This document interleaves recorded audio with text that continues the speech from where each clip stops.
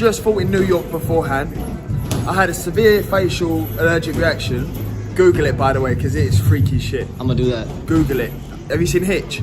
I have seen Hitch. Oh, with the thing where he had to drink the Benadryl? Yeah. Now, my face was worse than that. Okay. This was 4 days before my fight in New York. I was on antibiotics, steroids for my face, and steroid creams. Get to clarify that. I'm glad. Yeah, you have to. Steroid creams for my face that I had to put on, and I knocked the guy out, Brandon Sanudo, body shot. Hi guys, as you know, we're in total shock. I've been with my son for the last 10 weeks and the training has just gone absolutely the best it could ever been. He's a dedicated trainer, he leaves no stone unturned, and we'll get to the bottom of this. I love my son. I know he don't cut no corners, he just goes straight at it 100%. But we'll keep you informed, we'll let you know what the next step is. But you know, he's a faithful trainer and he's a clean athlete. Speak to you all soon. God bless. You live in that world of, like, I was rubbish at first, wasn't I? I was terrible. Very. So imagine then if I, very, exactly. Imagine if I'd listened to everyone who said I wasn't going to make it. Oh, you would have hung it up and started working at Tesco's. I did think about it. Maybe not Tesco's. Not Tesco's, but something else. Something similar. Yeah. But imagine if I listened to them. And I was bad at first. There was no hope for me. Come on, be real. You thought, I was like, this guy's a hype job. British hype job. Hype job. The hype train. Yeah. 100%. I'm like, when I watched the first Pino fight, I'm like, yeah, it ain't gonna last too long for Conor. No, yeah. But then eventually, you know, you give fighters time to improve. I mean, I just felt it just because of, I know bodies. I know athletes. And it's just like, I could tell that I'm like, man, I don't know. I'm like, how? Because I look bigger than him in the ring. Like, but he like he was cut. He looked so muscular, and he felt so strong. I'm like, I almost thought like, man, dude, like, I don't know. I just like I wouldn't be surprised if he's taking it. I mean, I know it's in our sport, so. But here's the thing. I like to give everyone the benefit. Look, his dad was a pro boxer. What if he's naturally strong? What if he's naturally gifted? What if this was the first time he ever took something and he failed? Could that be an option? I mean, it could be, because, he was trying to move up in weight. All glory go to my Lord and Savior Jesus Christ that I'm coming out these fights unhurt. Yeah. You know what I'm saying? Because if I get hurt, I got a serious problem. Yeah. You know what I'm saying? Just like that, it can be over. Once fighters is dying in the ring. I mean, look what happened to Patrick Day and Maxime Dadashev and all these guys. You know what's crazy? I'm glad you brought that up. When it happened, it was rest in peace, champion. Yeah. You're a champion. But they had a fucking GoFundMe to bury him. How? All these promoters who rest in peace and fake crying, the fake cry. If y'all love the man so much, how come y'all ain't paid for his funeral? Why he had to do a GoFundMe? It's true. How come they wanted an investigation on what happened there? Did y'all test the other guy and see if he was on something? Did y'all investigate to see if it was fair? How much did he get paid for the fight? Yeah. Another thing is too, why was Patrick Day fighting Charles Conwell when he just fought Carlos Adames? He's fighting two of the biggest young punchers in the division back to back. So how come nobody looked at the Patrick Day? You know? Exactly. Yeah. Exactly. But they said, rest in peace, champion. You were a champion. You know what they saying? Fuck him. So what? That's what they really saying. Oh, fuck him. So what? Yeah. Life goes on. So what? And that's, boxing is becoming a genocide. It's a genocide. You got modern day. All of this is the way that he, after he failed that test on Monday, texts you to say, I swear I've not taken anything. This is sabotage. This is just a system against me. Fuck off. It's an absolute, and you know what, it makes me sick that someone would go to those lengths in a fight. People have died in the ring, you know? And you're talking about Anthony Joshua, you're talking about someone, this guy has tried to get such an edge, and it's not just an edge of a little something. This is the whole hog. This is a man that is so possessed to get an edge over Anthony Joshua in a fight that could have, you know, who knows what could have happened. Anthony Joshua could have, do you know what is the absolute liberty? I said salute to the untouchable True School Sports Empire. That's right, the untouchable. Not only the South Florida boxing scene, but the worldwide boxing scene. It's personal between me and you, and I'm going to do you some serious harm, you big stiff idiot. The untouchable True School Sports Empire proudly presents something the boxing games are missing. Hey, what's going on? It's your boy BT, and I came here to talk some boxing with the thousands of True School Sports subscribers. Now, this is a follow-up video. I wanted to give more of my thoughts on the whole Conor Benn situation with the failed drug test for the, was it clomiphene, the female fertility drugs, which pump testosterone in a male system when he takes them because it gets all the estrogen out of your body. Anyway, wanted to get my take on it because I've had some time to marinate and see some more developments in boxing. Now, you know, as you guys saw in the beginning of the video, you know, I pulled some clips from my Conor Benn interview last year, which was a great interview. I had a chance to meet Conor Benn last year in Las Vegas.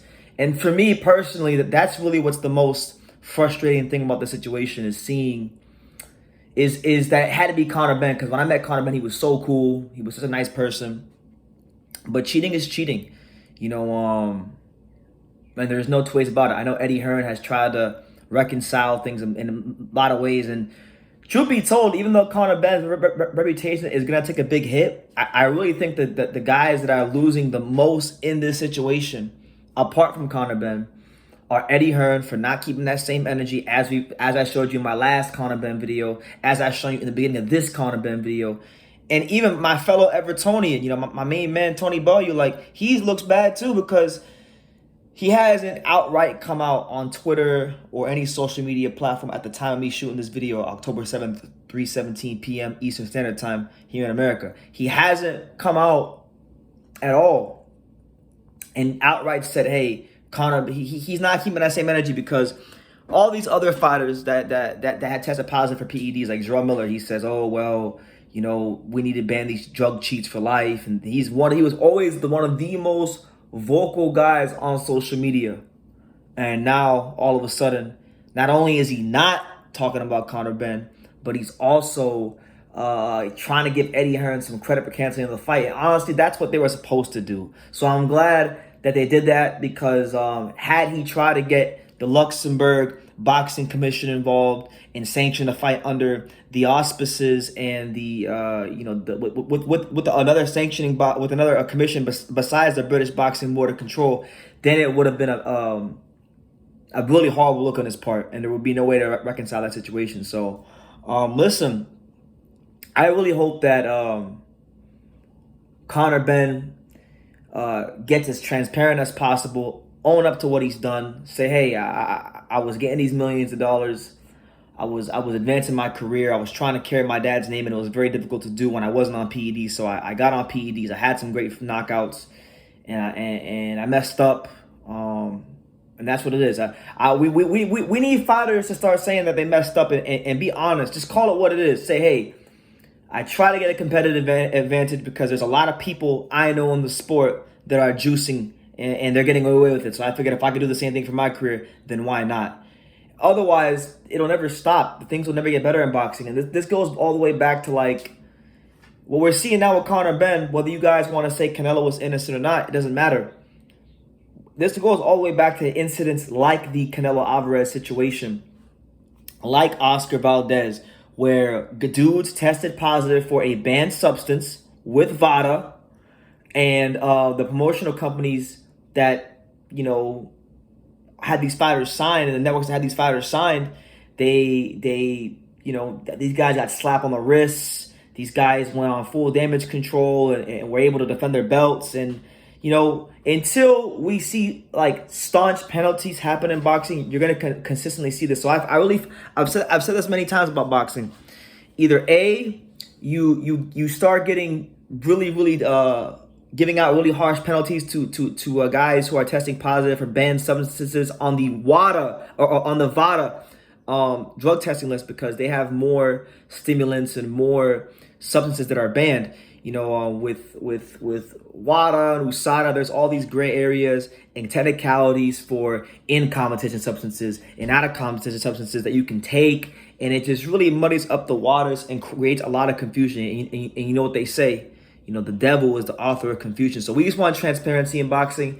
You either A, get serious about cleaning up the sport and really giving out harsh penalties, or B, you let all fighters take steroids just so long as they're reported within a certain amount of time.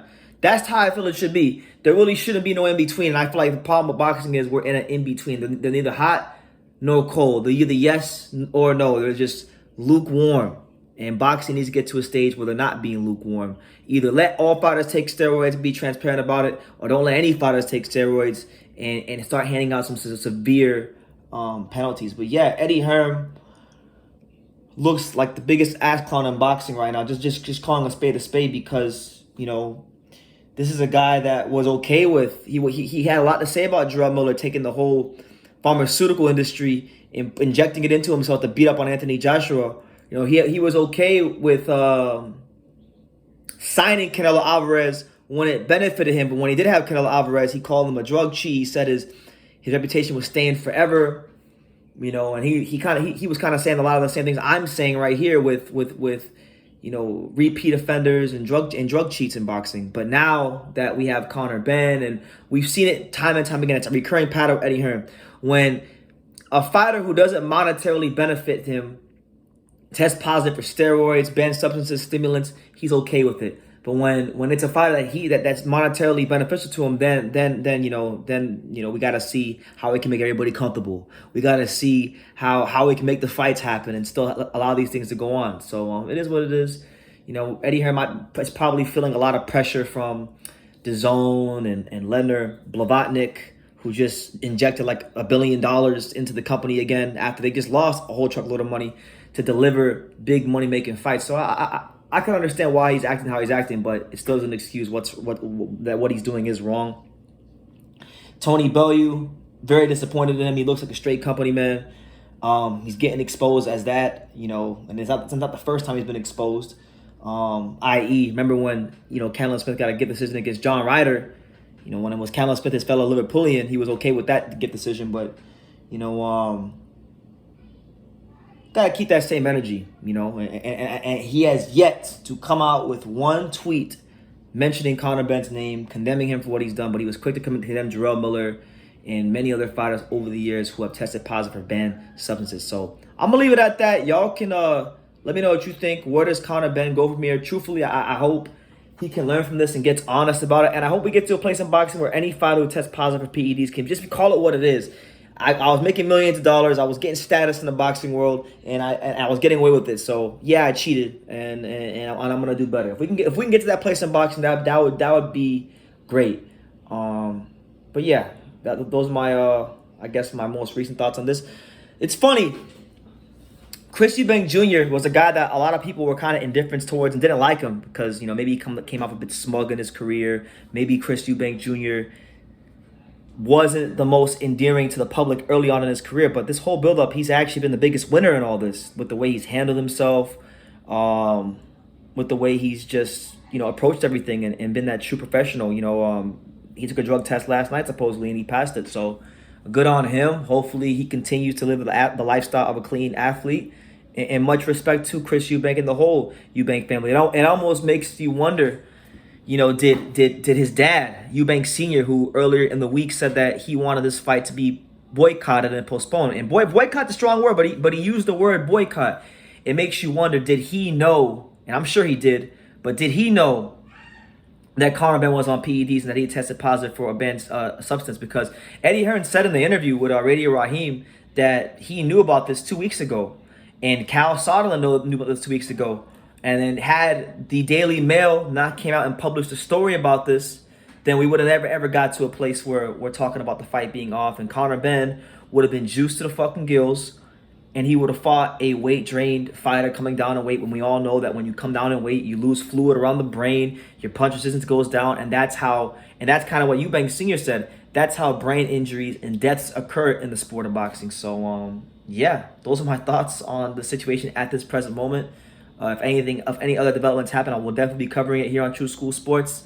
And yeah, leave your comments down below. Feel free to chime in, to take the time to subscribe. And like I say in every single one of these videos, you can love me or you can hate me, but I'm just a kid from Daniel. So until next time, take care, guys. Just like Mayweather's uncles would say, a lot of people don't know shit about boxing. You know, you do. You've done it. Thank you. You about the only smart guy that I know, bro. Nobody knows shit about boxing. I appreciate it, man. I want to say, man, make sure to follow True School Sports, always covering boxing at the highest level, man, and make sure to subscribe to his YouTube channel. Follow him on Instagram at Just a Kid from Danny as well. He the plug.